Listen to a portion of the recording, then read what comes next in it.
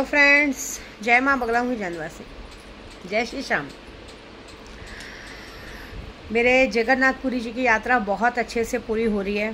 कल बस मैं कल यहाँ से निकलूँगी और पहुँचूँगी उड़प्पी कृष्ण भगवान के मंदिर, और उसके बाद कर्नाटक सौंदती रेणुका माँ के मंदिर, उसके बाद घर। देखिए, मैं है ना, बहुत सारे लोग मुझे बहुत कम में समझते हैं। आप लोग मुझे उल्टा बोल के निकल जाओगे, लेकिन मैंने शांति क्रांति करने का नियम पाला है। अगर कोई मुझे किसी की वजह से कुछ उल्टा बोलता है तो उसको कैसे सबक सिखाना है वो मैं और मेरी शक्तियाँ बखूबी जानते हैं। तो बस ये बात है कि आप अपना करो, मैं अपना करूँगी। मैंने एक नया तरीका अपनाया है। अब मैं यूट्यूब पे कुछ बोलूँगी नहीं, मैं करके दिखाऊँगी। मैंने हमेशा देखा है कि कुछ मेरे अपनों को बार बार लोगों ने टारगेट किया है। उन्हें ऐसा लगता है कि ये लोग इसकी कमज़ोरी पे टारगेट करो तो इसका बैंड बजेगा। अरे कुमाता जैसी औरत जो पूरे लोगों पे राज करती थी, पुलिसों पे राज करती थी, उसकी औकात तो मेरे सामने चली नहीं। तो तुम जैसों को की क्या औकात है? तुम लोग अगर मेरी कमज़ोरी पे अटैक करते हो तो कभी सोचा है तुम्हारा भी दरवाज़ा खुला है? तुम्हारे भी घर में बच्चे हैं, परिवार हैं। मुझे तो मेरा परिवार, बच्चे बचाना आता है, तुम्हें बचाना आता है क्या? मैं अभी सबसे ज़्यादा पूरी बोरीवली अपने दहीसर की पुलिस पे भड़की हुई हूँ कि जहाँ पे दिन दहाड़े, अभी मैंने अपने घर पे कैमरा लगवा लिया है। कैमरा लगते ही मैं उन लोग को प्रूफ दूंगी सबको। मेरे बच्चे जहाँ रहते हैं वहाँ मैंने बाकायदा कैमरा लगवाया है, क्योंकि कैसा होता, कोई घर पे आया गया तो प्रूफ नहीं रहता। कैमरा लगने पे तो हमें दिखेगा ना।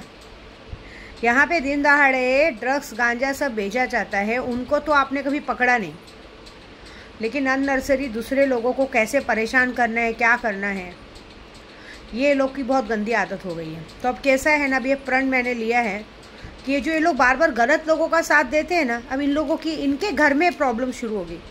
मैं वादा करती हूँ कि तुम्हारे सबके घर में वही प्रॉब्लम होगी जो तुम लोगों ने लोगों से जो तुम लोगों ने पैसे खा के, हफ्ता खा के लोगों के साथ जो गलत काम किया है। जो सही में छोटे छोटे बच्चों को तुम लोग फंसाने को देखते हो, लेकिन जो सही में जो मेन लीडर है, जो लोग सही में ड्रग्स गांजा सब बेचते हैं, उनको कभी तुम लोगों ने वो नहीं किया है। तो कोई बात नहीं, तुम लोगों की सज़ा विद्या देवी मुकर्रर करेगी।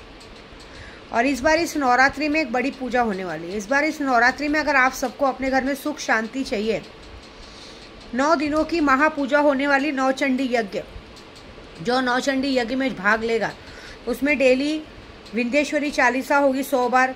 कहते हैं ना, विंध्येश्वरी चालीसा अगर 100 बार किसी ने पढ़ लिया तो कितना भी बड़ा कर्जा वो सब मुक्त हो जाता है, किया कराया हट जाता है। तो जो भी इस पूजा में भाग लेगा उसके घर में मात्र ये 11,000 का खर्चा है। अभी से आपको नाम लिखाना पड़ेगा। अगर आप सोचेंगे कि नवरात्रि के एक दिन पहले नाम लिखाएं तो नहीं होगा। ये ऐसा होगा कि माँ को 9 दिन चुंदरी चढ़ेगी, तो वहाँ पर जो माँ को 9 दिन चुंदरी चढ़ी रहेगी, एक चुंदरी, एक यंत्र रक्षा कवच यंत्र और एक तावीज़ जो आप घर में लटका सकते हो और आपको पहनने के लिए कामाख्या तावीज़, ये सारी चीज़ों का पैकेज आपके घर पे, आपके एड्रेस पे नवरात्रि के बाद भिजवाया जाएगा। और इससे फ़ायदा ये होगा कि अगर आपका बिज़नेस नहीं चल रहा है, बिज़नेस चलेगा। अगर आपका कर्जा बहुत है, कर्जा ख़त्म होगा। अगर आपके घर में कोई दुख परेशानी, वो ख़त्म होगी। और दूसरा, दिवाली की रात को इस बार बहुत सारे लोग मुझसे जुड़े हैं जिनको शक्तियाँ लाखों करोड़ों अरबों रुपए ला के दे सकती है। मैं नहीं बोलूँगी आप मुझसे सुल्तान जिन लो या 1.5 फुटिया जिन लो, बिल्कुल नहीं। मैं आपको ही वो चीज़ सिखाऊंगी और आपको ही वो चीज़ एक्टिव करनी है। बस आपको 21,000 रुपये का मात्र गुरु मंत्र लेना है।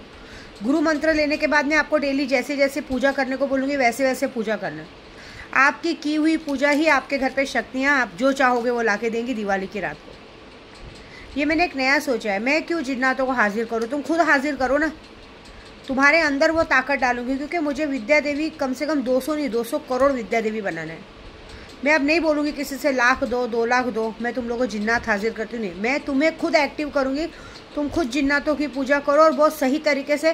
कोई काला जादू नहीं, कुछ नहीं, बस छोटा सरल तरीका बताऊँगी। उस सरल तरीक़े को डेली आपको करना है और डेली आपके घर में वो काम चीज़ होंगी।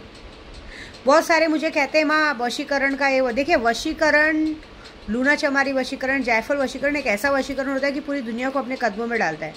उसके जो पैसे लगते अगर आप सोचोगे 500, 1000, 2000, 10,000 में अगर मैं आपको वशीकरण का तावीज़ दूँ, मंत्र दूँ, तो ये पॉसिबल नहीं है, क्योंकि उसके लिए कितनी मेहनत, क्या करना पड़ता है, हमें मालूम है।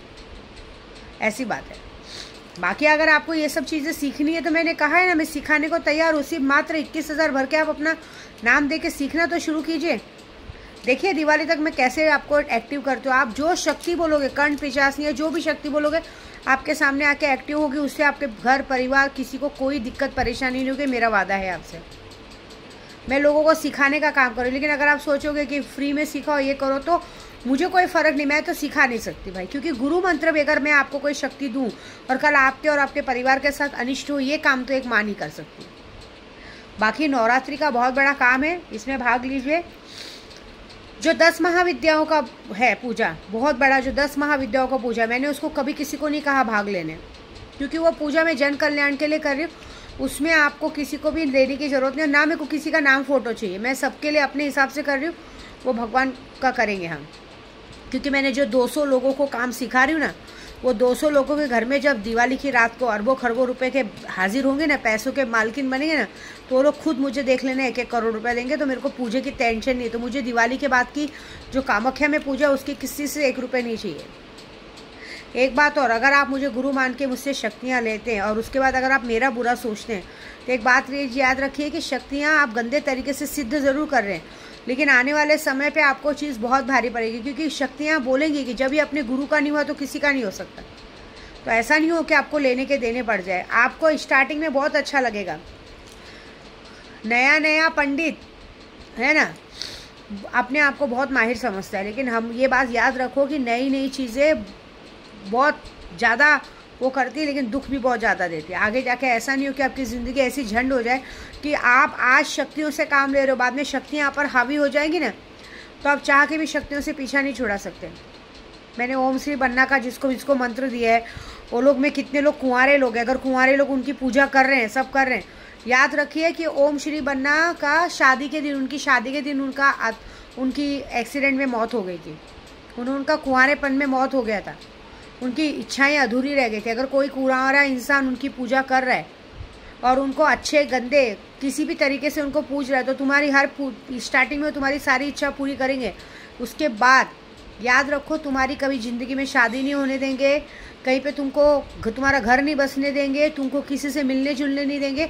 तुम सिर्फ और सिर्फ उन्हीं के चक्कर में पागल होकर रहोगे। और आने वाले समय पे जब उन्हें लगेगा कि तुम किसी और से शादी वादी करने के लिए सोच लो, तो वही ओम श्री बन्ना तुम्हारी भी कार एक्सीडेंट में मौत करके वो तुम्हें अपने पास ले लेंगे। ये बात याद रखना शक्तियों का। ये शक्तियों का बात किसी को पता नहीं, मैं बता रही हूँ, मैं डरा नहीं रही हूँ, आजमा के देख लो। मैं जो पूजा पाठ करती हूँ ना, मैंने अपनी सारी शक्तियों को अपने बच्चे बना के रखा है। मैं किसी को भी नहीं। हमारे अघोर तत्व में एक उसूल है, अगर हम सांसारिक जीवन जीते, भाई सांसारिक जीवन तो महाकाल भी जीते हैं, वो माँ पार्वती जी के साथ सांसारिक जीवन नहीं जीते, तो उन्हें अघोरी नहीं कहा जाता है क्या?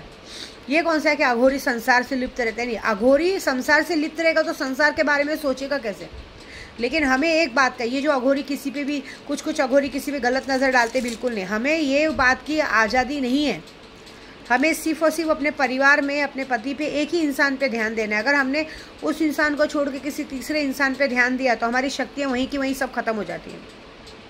हम अपने पति के बाद बाकी हर इंसान हमारा भाई, बाप या बच्चा रहता है तभी। और मुझे तो भगवान ने माँ का स्वरूप दिया है, तो मुझे तो सबको बच्चों के रूप में देखना और भाई के रूप में देखना ही पसंद है। तो एक बात याद रखना कि मैं जो भी बातें बताती हूँ बहुत सोच समझ के बताती हूँ, और मेरी बातों को इग्नोर मत करो।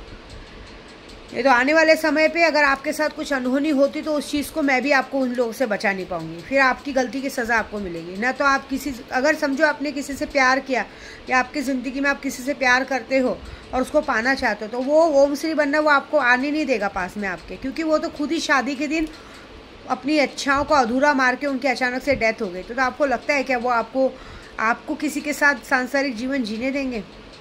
नहीं, वो आपकी सारी इच्छा पूरी करेंगे। जैसे कंठ पिचासनी होती है, वो साधक की सारी इच्छा पूरी होती है लेकिन सांसारिक जीवन किसी और के साथ जीने नहीं देती है। याद रखो आप। फिर उस इंसान को, साधक को कंठ पिचासनी के साथ खुद ब खुद जीवन भर उसके साथ रहना पड़ता है। वो किसी के साथ भी हम बिस्तरी संभोग नहीं होने देती है। ऐसे सेम ये सब बातें हैं। ये सब बातों बहुत ध्यान से सोच समझ के तब करिए। जब भी हम किसी शक्तियों को अपना आधार बनाते तो उसे या तो बाप का दर्जा दे दीजिए या भाई का दे दीजिए। बाप का दर्जा देंगे तो बाप तो बेटी के लिए सब कुछ करेगा, भाई नहीं करेगा। भाई आज की दुनिया में सिर्फ भाभी के लिए सोचता है। इसके लिए जो बोल रही सोच समझ के बोल रही, और जो पूजा में करने वाली उसमें भाग लीजिए, अभी से नाम लिखाना शुरू कीजिए, काम बहुत अच्छा होगा। ठीक है, जय माता दी।